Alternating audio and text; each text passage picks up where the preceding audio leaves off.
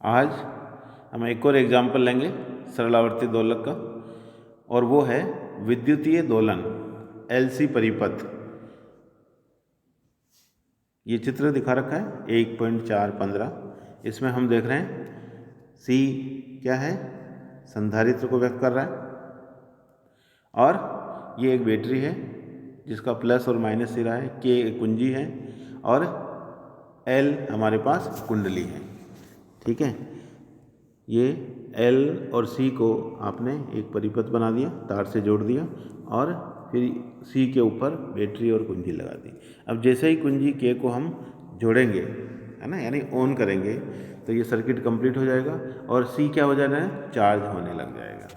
ठीक है, और किस तरह से ये एलसी परिपथ विद्युतीय दोलन करेगा। यहाँ इसका मतलब पर दोलन नहीं कर रहा है, इसमें जैसे ही के को ऑन करेंगे ये आवेशित होना शुरू होगा और ऋणात्मक सिरे से धनात्मक सिरे की तरफ क्या जाएंगे, इलेक्ट्रॉन जाएंगे। तो यहाँ ये जो परिपथ है वो दोलन नहीं करेगा, क्या करेगा, ऋणात्मक से ये यहाँ पे आवेश है इलेक्ट्रॉन, वो जाएगा इधर, और ये पूर्ण जब आवेशित हो जाएगा और तब इसको ऑफ कर देंगे तो इस पर अधिकतम आवेश आ जाएगा, और तब वो धनात्मक सिरे की तरफ जाएगा, ऋणात्मक से धनात्मक, धनात्मक से ऋणात्मक, वो उसको एलसी परिपथ, उसको एक पथ मिल जाएगा जिसमें एक कण क्या करेगा,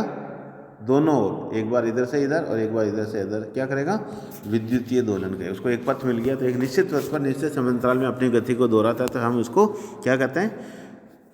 सरलावर्त गति कहते हैं। और वो इसलिए यहाँ पे ये दोलन करने वाला इलेक्ट्रॉन है, न कि ये कोई विद्युत परिपथ है वो दोलन कर रहा है। एल और सी का विद्युत परिपथ होगा, उसके अंदर जो इलेक्ट्रॉन है वो कैसे सरलावर्त गति करता है, उसकी आवृत्ति क्या होगी, वो हम पढ़ने जा रहे हैं। क्लियर हो गया आपको। तो चित्र क्या कह रहा है कि जब किसी आवेशित संधारित्र से किसी नगण्य ओमीय प्रतिरोध वाले प्रेरक में विसर्जित किया जाए तो परिपथ में दोलन उत्पन्न होने लगते हैं। इस प्रकार के दोलनों को विद्युतीय दोलन तथा परिपथ को दोलनीय विद्युत परिपथ कहते हैं। परिपथ में उत्पन्न विद्युतीय दोलनों की उत्पत्ति की व्याख्या निम्न प्रकार से की जा सकती है। चित्र में हम देख रहे हैं कि एक दोलनीय विद्युत परिपथ है, एलसी परिपथ को प्रदर्शित किया गया है, जिसमें सी संधारित्र है और कुंडली एल है, और उसका प्रतिरोध बिल्कुल नगण्य है, साफ लिखा है प्रतिरोध रहित प्रेरक कुंडली। ठीक है, वरना तो अगर प्रतिरोध वाली कुंडली ले लेंगे तो ऊर्जा का लगातार ह्रास होगा और थोड़ी देर में वो दोलन करना बंद कर देता है। तो सर्वप्रथम कुंजी के को दबाकर संधारित्र सी को क्या करेंगे, आवेशित कर देंगे। जब संधारित्र पूर्णतः आवेशित हो जाएगा तो परिपथ में धारा शून्य हो जाएगी, और पूर्ण आवेशित होने पर संधारित्र पर आवेश माना कि अधिकतम आवेश है और वो मान Q0 के बराबर है। इस समय उसके प्लेटों के बीच विद्युत क्षेत्र में विद्युत ऊर्जा के रूप में वो संग्रहित हो जाएगी ऊर्जा, और उसका मान स्कूल लेवल पर भी आप प्रूव कर चुके हो, Q0²/2C होता है। ठीक है, चित्र 1.16a के अंदर वो आप आगे देखेंगे, वो ये रहा। ठीक है ना, ये जब पूरा आवेशित हो गया तो एल से इसको जोड़ दिया, और वो इलेक्ट्रॉन यहाँ से इधर जाएगा, इधर से इधर आएगा, और वो दोलन करने लगेगा। और इस पर Q0 आवेश अधिकतम था, और इसकी जो ऊर्जा होगी वो विद्युत ऊर्जा हम इस रूप में लिखते हैं Q0²/2C। अब कुंजी के को छोड़ते हैं तो संधारित्र से आवेश प्रेरक कुंडली एल में विसर्जित होने लगता है तथा परिपथ में वामावर्त दिशा में धारा बहने लगती है। ठीक है ना, ये यहाँ पे इस तरह से धारा बहने लग गई है। और जब कुंडली से धारा बहेगी तो क्या होगा, कुंडली में विद्युत चुंबकीय बल रेखाएं भी उत्पन्न होगी, जैसा कि इस चित्र में बता रखा है, और कुंडली में वो चुंबकीय ऊर्जा के रूप में ऊर्जा संग्रहित हो जाएगी। तो इसको मैं वापस आपको पढ़ के बताता हूँ। जब कुंजी के को छोड़ते हैं तो संधारित्र से आवेश प्रेरक कुंडली एल में विसर्जित होने लगता है तथा परिपथ में वामावर्त दिशा में धारा बहने लगती है, जैसे कि चित्र में नीचे आपने देखा बता रखा है ये। ठीक है, और प्रेरक कुंडली एल के परिपथ में से प्रवाहित होती है तो उसके चारों ओर चुंबकीय क्षेत्र में वृद्धि होती है। जब धारा का मान शून्य से बढ़कर अधिकतम हो जाता है, अधिकतम मान को I0 लिखा है, ठीक है ना, और अधिकतम आवेश को Q0 था, तो अधिकतम मान हो जाएगा उसका धारा का। तो संधारित्र में संचित विद्युत ऊर्जा पूर्णतः किस में चली जाएगी, ये यहाँ पे संधारित्र पे जो Q0/2C थी वो यहाँ आ जाएगी और उसका मान धारा I0 हाफ LI0² के बराबर हो जाएगा, वो चुंबकीय ऊर्जा के। तो ये चुंबकीय ऊर्जा हो गई और वो विद्युतीय ऊर्जा हो गई। तो हम देखेंगे पहले आवेश सारा यहाँ था, फिर धारा 0 हो गई, तो ये हमारे पास जब अधिकतम हो जाए शीघ्र ही शून्य होने लगेगी और इस तरह से विद्युत ऊर्जा से चुंबकीय ऊर्जा में, चुंबकीय ऊर्जा से विद्युत ऊर्जा में ऊर्जा परिवर्तित होती है, लेकिन ऊर्जा नष्ट नहीं होती और ये इलेक्ट्रॉन क्या करता रहता है, दोलन करेगा। तो चुंबकीय क्षेत्र के घटने से प्रेरक L में एक विद्युत भाग बल प्रेरित हो जाता है जो संधारित्र की प्लेटों को पहले से विपरीत दिशा में आवेशित कर देता है।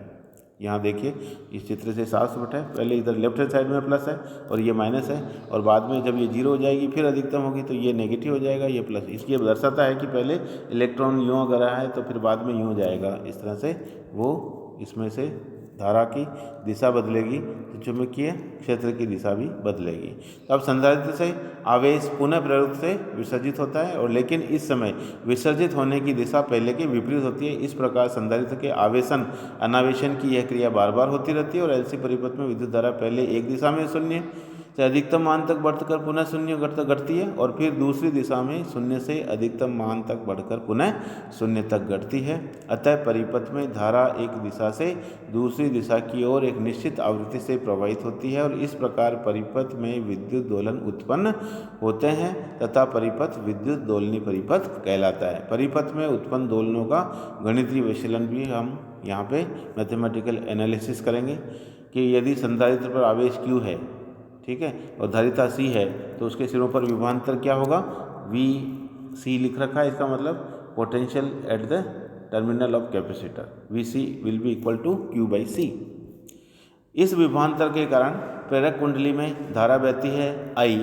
तो प्रेरक कुंडली के सिरों पर विभवांतर को हम लिखते हैं VL, potential at the terminal of coil VL will be proportional to di/dt, ठीक है, और समानुपाती नियतांक को L कह दिया, कुंडली का प्रेरकत्व, और माइनस चिन्ह बताता है कि वो धारा का परिवर्तन का विरोध करता है। इस तरह से VL हमारे पास ये आ गया और दोनों चूँकि समांतर क्रम में है इसलिए जो L के सिरों पर विभवांतर होगा वही C के सिरों पर भी होगा, संधारित्र के सिरों पर। तो VL इक्वल टू VC समीकरण 2 से हमारे पास प्राप्त हो जाएगा। लेकिन हम जानते हैं धारा आवेश प्रवाह की परिवर्तन की दर को कहते हैं, तो I इक्वल टू dQ/dt, ठीक है। तो ये यहाँ पे हम ऊपर रखेंगे तो -L di/dt की जगह पे ये यहाँ पे d2Q/dt² आ जाएगा। इसको इधर ले गए, रीअरेंज किया, 1/CL को ω02 लिख देंगे तो ये बता रहा है कि ये समीकरण भी सरलावर्त गति के अवकल समीकरण के समतुल्य हो गई और यहाँ पे कण कौन हो गया, Q हो गया आवेश। यह समीकरण सरलावर्ती दोलक के अवकल समीकरण के समतुल्य है। अतः संधारित्र पर आवेश का मान आवर्ती रूप से परिवर्तित होता है और एकांतर रूप से धनात्मक तथा ऋणात्मक होता है। इसलिए आवेश के परिवर्तन का आवर्तकाल हम निकाल सकते हैं, T इक्वल टू 2π/ω0, ठीक है, और ω0 है 1/√LC, तो यहाँ पे आवर्तकाल का मान आ जाएगा। आवर्तकाल का व्युत्क्रम होती है तो वो भी आ जाएगी। और समीकरण 3 के हल को हम जिस तरह से सरलावर्त गति का समीकरण x equal to x0 sin ωt+5 था, यहाँ पे x का स्थान q और q0 ले लेगा, q इक्वल टू q0 हो जाएगा यानी प्रारंभ में, ठीक है। t इक्वल टू 0 कब माना, जब संधारित्र पूर्ण रूप से आवेशित हो जाता है और तब हम k को हटा देते हैं, तब वो दोलन करना शुरू करता है। तो प्रारंभ में q इक्वल टू q0 है और धारा उस टाइम शून्य है, ठीक है। ये मान यहाँ रखेंगे और हम जानते हैं sin फाई हमेशा क्या होता है, जब t इक्वल टू 0 करेंगे तो ω2 0 हो गया, ये sin फाई बचेगा और sin फाई का मान हम 1 कब होता है, जब फाई π/2 हो, ठीक है। तो q का मान q0 रख दिया, इसलिए ये बता रहा है यहाँ पे q0 से q0 कट जाएगा और sin फाई 1 हो गया और फाई 1 कब होता है, जब फाई इक्वल टू π/2। तो फाई का मान समीकरण 5 में रखेंगे तो ω0 प्लस फाई को हम sin 90 प्लस थीटा को क्या लिखते हैं, कोस थीटा लिखते हैं, तो यहाँ पे ये कोस ω0t आ जाएगा, q इक्वल टू q0। तो अतः संधारित्र की प्लेटों पर आवेश प्लस q0 तथा माइनस q0 के मध्य समीकरण 4 द्वारा प्रदत्त आवृत्ति 1/2π√L से परिवर्तित होता रहता है और परिपथ में समय पर जो धारा है I वो निकालना चाहें तो ऊपर जो Q की समीकरण थी उसका अवकलन कर देंगे, चूँकि I dQ/dt होता है, साइन का कोस आ जाएगा, नहीं कोस तो पहले ही था, ये कोस का अवकलन करेंगे तो क्या आएगा, ये कोस ω0t का माइनस साइन ω0t और ω0 आगे गुणा हो जाएगा, इसलिए ये समीकरण 7 में हमारे पास माइनस ω0 आगे आ रहा है और ये Q0 पहले था ही, तो यह धारा का सरलावर्ती रूप से गति करती है उसका समीकरण आ गया। अब LC परिपथ के रूप में दोलक की ऊर्जा निकालना चाहें तो हमें पता है संधारित्र के सिरों पर जो ऊर्जा होगी वो विद्युत ऊर्जा होगी और उसको हम उस विभवांतर के आवेश के साथ, है ना, Q/V होता है तो dQ/V अल्पांश पर हो गया, और 0 से Q फुल अगर निकालना चाहें तो इस तरह से Q²/2c स्कूल लेवल पर भी आपने हल किया होगा, Q का मान Q0 cos ω/t होता है वो रख दिया, तो ये हमारे पास कुंडली के संधारित्र के सिरों पर ऊर्जा आ गई। इसी तरह से कुंडली के निकालना चाहें तो उसका विभवांतर उल्टू आवेश dQ की जगह I dt आ जाएगा और यहाँ dt से dt कैंसिल होगा तो ये क्या बचेगा, L di बचेगा और उसका समाकलन करेंगे तो हाफ Li² आ जाएगा। I का मान आप रख देंगे तो ये ω0 Q0 sin ω/t का स्क्वायर रखने पर मान आ गया, तो ये कुंडली के ऊपर चुंबकीय ऊर्जा का मान आ गया। तो विद्युत दोलनों के लिए कुल ऊर्जा विद्युत ऊर्जा और चुंबकीय ऊर्जाओं के योग के बराबर होगी, दोनों का मान हम रखेंगे तो एक में cos² ω/t आ रहा है, एक में sin स्क्वायर, तो दोनों मिलकर 1 हो जाएगा और हम इस तरह से देखेंगे कि कुल ऊर्जा